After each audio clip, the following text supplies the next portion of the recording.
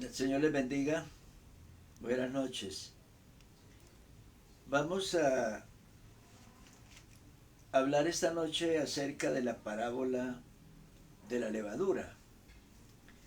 Es una de las muchas parábolas con las cuales el Señor quiso enseñarnos acerca del reino de Dios. Y en este momento, recientemente había hablado el Señor de la parábola de la higuera estéril, la parábola de la semilla de mostaza, y ahora nos habla de la parábola de la levadura, y dice así: y volvió a decir, ¿a qué compararé el reino de Dios? Es semejante a la levadura, que una mujer tomó y escondió en 3 medidas de harina, hasta que todo hubo fermentado. La levadura, por lo general en la Biblia, es descrita como un elemento malo, o sea, es una figura para representar cosas malas. Siempre representa la carnalidad, lo que es impuro, lo que no agrada a Dios, aquello que es o está contaminado.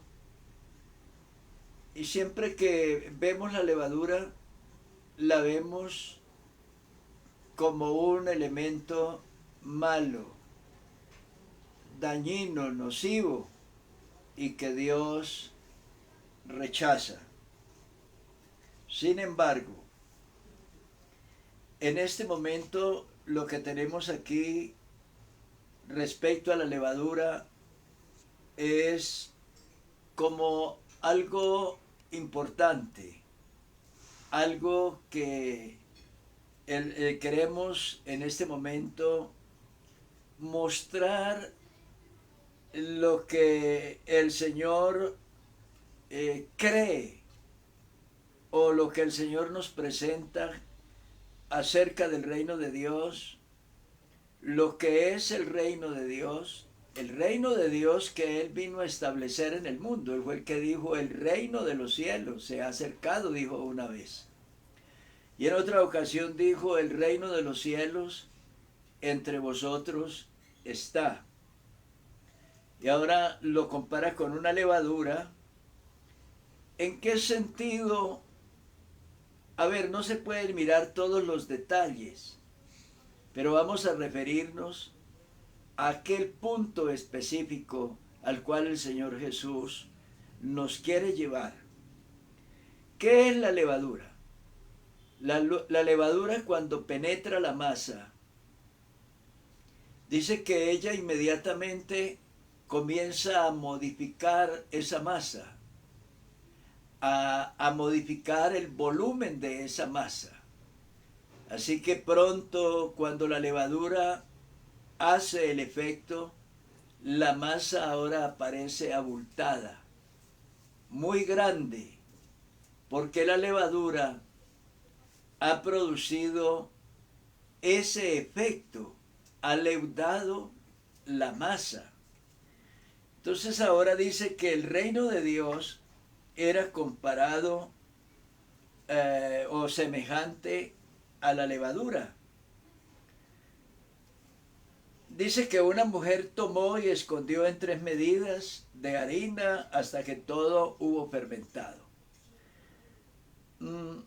A ver, cuando el Señor empezó la predicación del Evangelio en el mar de Galilea, dice que allí estaba Pedro y Andrés, eran pescadores, y fueron los dos primeros creyentes, o las dos primeras personas que fueron invitados por el Señor en aquella ocasión. Y en ese momento el Señor dijo: el tiempo se ha cumplido, el reino de Dios se ha acercado, arrepentíos y creed en el Evangelio. En ese momento todo parecía tan pequeño. La obra de la redención, la obra que Cristo había venido a realizar a la tierra, todo parecía tan insignificante y, por qué no decir, tan frágil, tan débil. Y así empieza. Luego 12 hombres. La Biblia nos habla de 12 hombres a quienes el Señor Jesús llamó apóstoles. Y dice que a ellos les dio autoridad. Autoridad para sanar enfermos, resucitar muertos y hacer muchas señales. Después nos habla de 70. También los envió a predicar el Evangelio y los envió también a que sanaran a los enfermos en la casa o ciudad a donde ellos llegaran a predicar el Evangelio. Luego la Biblia nos habla de 120, pero aún así, después de 3 años, y ahora todo lo que tenemos por delante son 120. Alguien pudiera decir, bueno, y valió la pena que Cristo viniera y que muriera para que las cosas fueran así tan pequeñas, o por lo menos que se quedaran así tan pequeñas. Pero lo que nos habla la parábola esta es que la levadura, luego que penetra en la masa, inmediatamente comienza a producir un efecto para agrandar, para abultar esa masa, hacerla crecer, modificar su tamaño, su forma. Y dice el Señor que así es el Evangelio, así es el reino de Dios. Vamos a mirar unos años después del Pentecostés. Seguramente habían pasado 15 o más o menos años,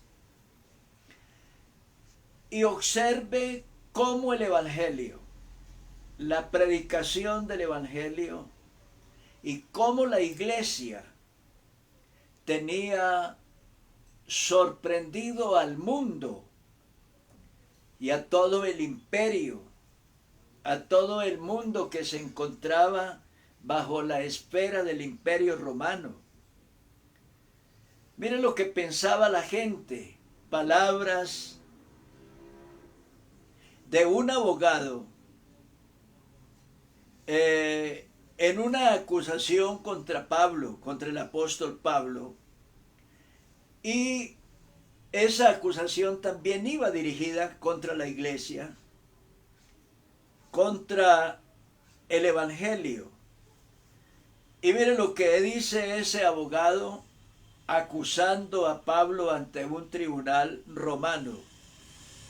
Oh excelentísimo Félix, los recibimos en todo tiempo y en todo lugar con toda gratitud.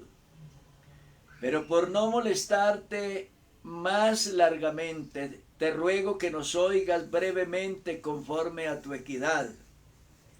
Porque hemos hallado que este hombre, o sea Pablo, es una plaga.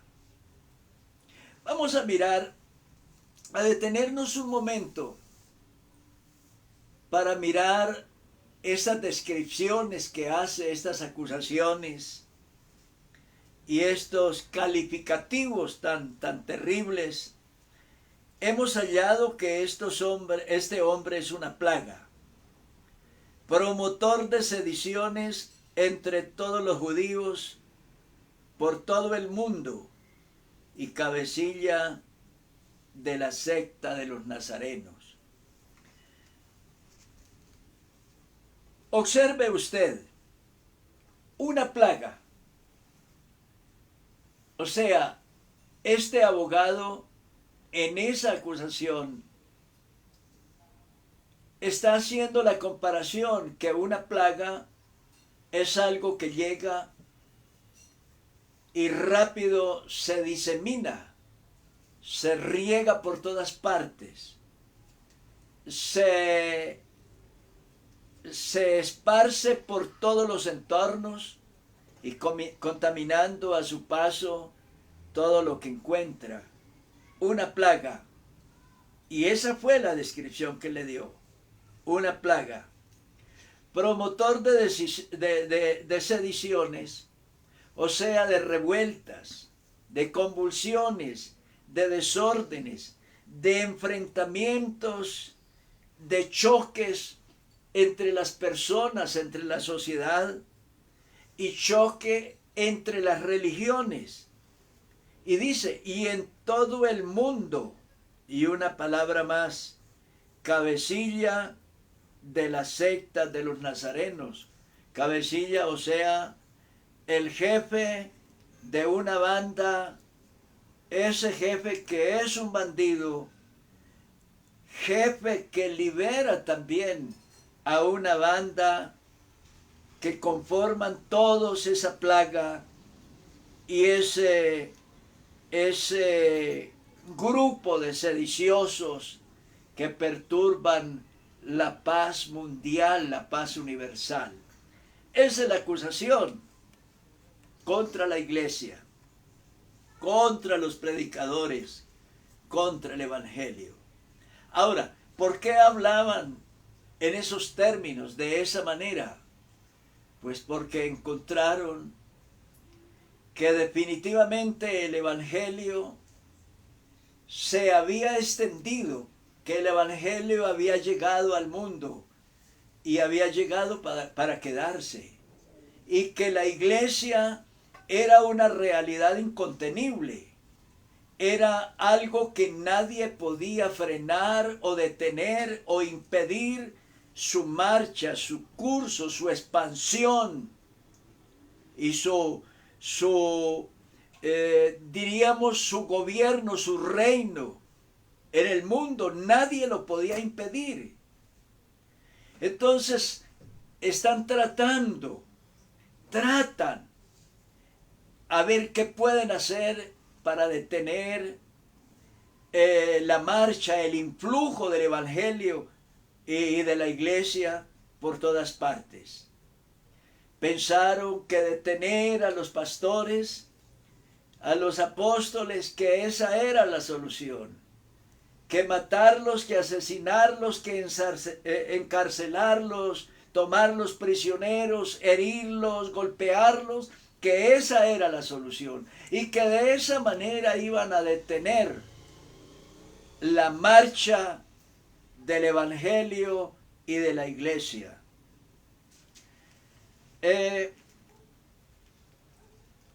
¿A dónde los quiero llevar a ustedes, estimado oyente, que me está escuchando tal vez esta noche?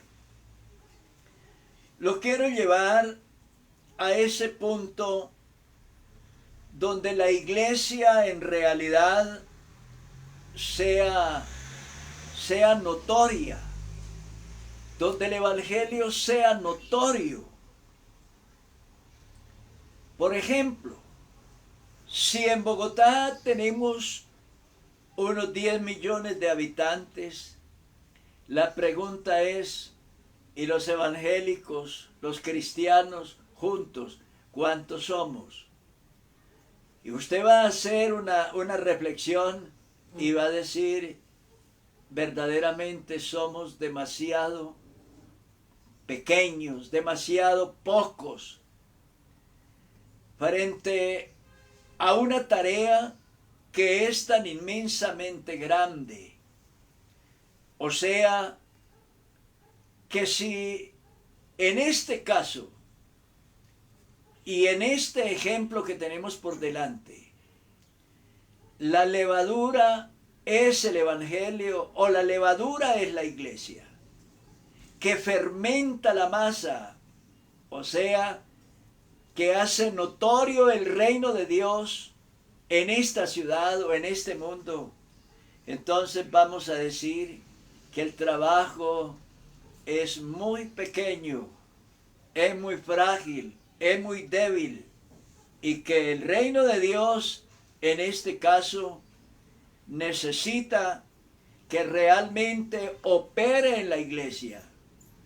¿Cómo fue en los primeros días? En los primeros días de la predicación del Evangelio, dice la Biblia,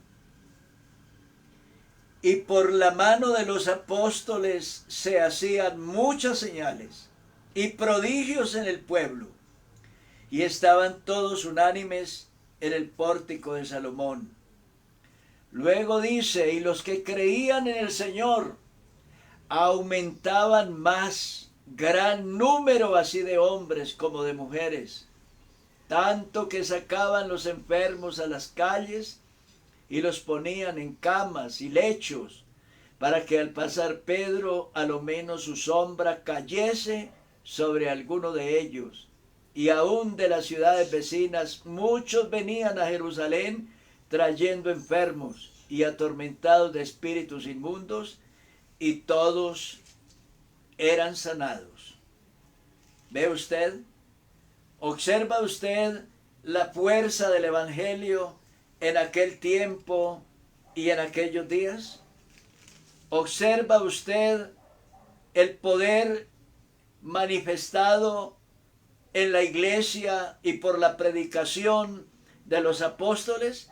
Dice la Biblia, y ellos, habiendo testificado y hablado la palabra de Dios, se volvieron a Jerusalén, y en muchas poblaciones de los samaritanos anunciaron el Evangelio. En muchas poblaciones anunciaron el Evangelio, y dice, entonces las iglesias tenían paz por toda Judea, Galilea y Samaria, y eran edificadas, andando en el temor del Señor, y se acrecentaban fortalecidas por el Espíritu Santo. ¿Qué está haciendo falta hoy en día? Bueno, yo creo que está haciendo falta que el pueblo cristiano tome en serio la orden de la gran comisión: id por todo el mundo y predicad el Evangelio a toda criatura.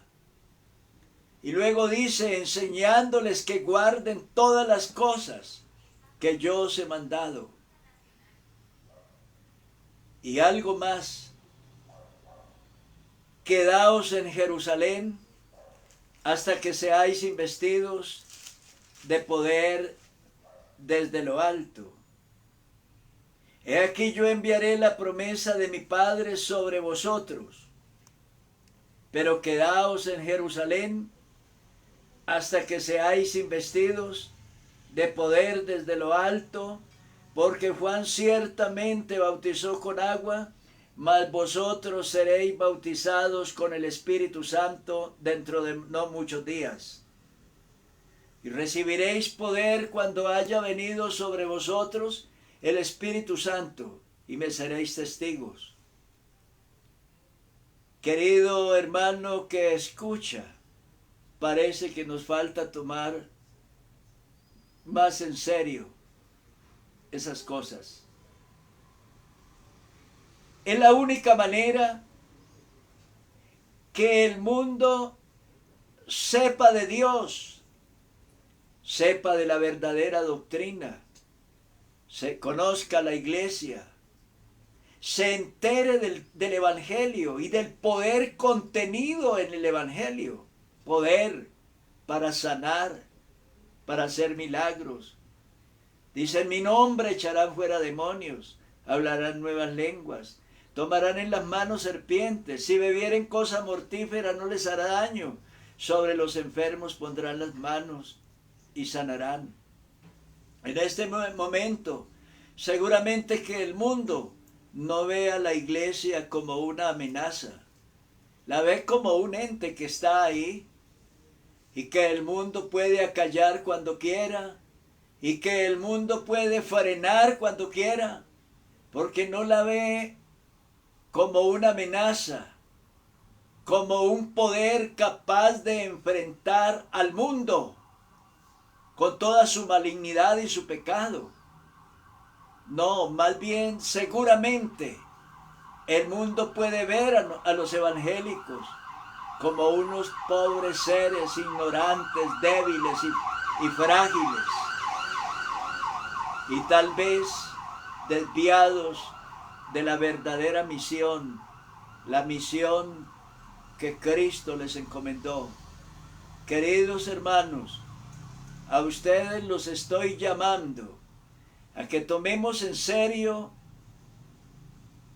el mensaje de la gran comisión, de la predicación del Evangelio, y a que tomemos en serio la llenura, la unción y el poder del Espíritu Santo. Son las herramientas que fueron la razón del gran desarrollo y crecimiento y la evolución y la expansión de la iglesia en el primer siglo. San Pablo dijo, todo lo he llenado del Evangelio de Cristo.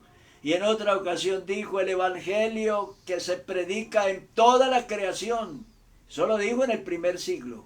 En toda la creación que está debajo del cielo, del cual yo, Pablo, fui hecho ministro. Y la pregunta es, ¿y nosotros qué estamos haciendo?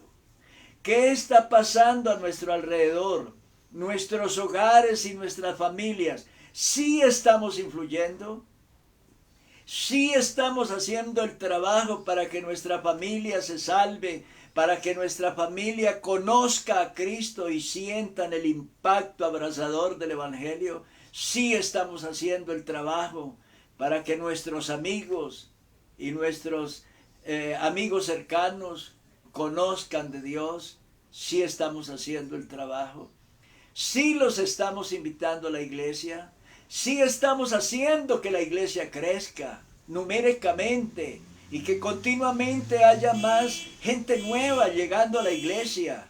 Personas convertidas, personas que van adoctrinados para ir al bautismo, personas llenándose del Espíritu Santo, personas perfilándose para servir en diversos ministerios de la iglesia. ¿Sí estamos haciendo todos estos trabajos? ¿O si no? Entonces la parábola de la levadura, del reino de Dios semejante a la levadura, quedó en el papel, porque la masa no está siendo leudada. Los invito al trabajo, a la obra, al llamamiento, a lo que Dios quiere para su pueblo y para su iglesia. Dios les bendiga.